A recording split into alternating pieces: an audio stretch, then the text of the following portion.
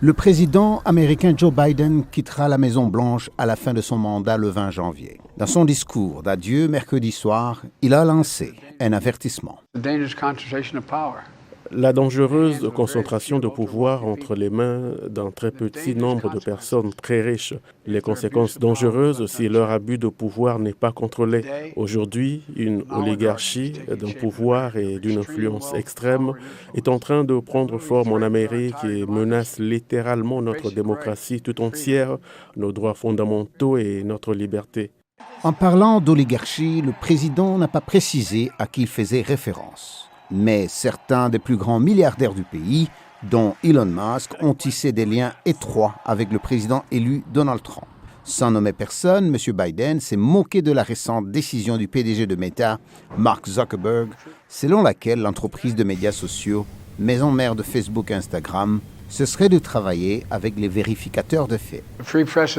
La presse libre s'effondre, les rédacteurs disparaissent, les médias sociaux abandonnent la vérification des faits.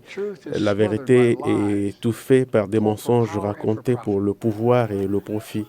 M. Biden a terminé son mandat sur une note positive en matière de politique étrangère.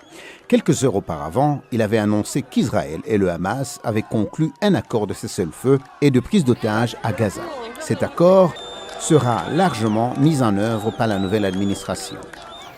C'est pourquoi j'ai demandé à mon équipe de tenir l'administration entrante pleinement informée, car c'est ainsi que les choses doivent se passer en travaillant ensemble en tant qu'Américains.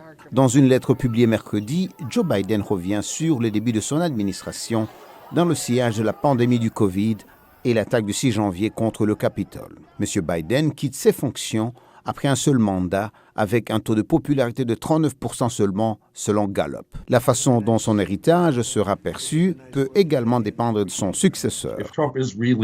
Si Trump s'avère vraiment aussi dangereux pour les normes démocratiques que Biden, et d'autres démocrates l'ont suggéré, alors je pense que Biden pourrait être perçu comme très prophétique. Mais sinon, je pense que si les choses sont moins apocalyptiques avec Trump et que vous voyez plus ou moins une présidence plus normale qui rencontre des problèmes et a quelques réalisations, je pense que l'on se souviendra davantage de Biden pour ce qu'il a réellement accompli. Selon la Maison-Blanche, les réalisations de M. Biden comprennent la forte relance économique. Bien que M. Biden ait tenté de réduire les relations avec l'étranger, il est surtout critiqué pour la sortie chaotique des États-Unis d'Afghanistan. M. Biden a terminé en remerciant la nation pour le privilège qu'elle lui a donné de servir. I still believe in the idea for which this nation stands.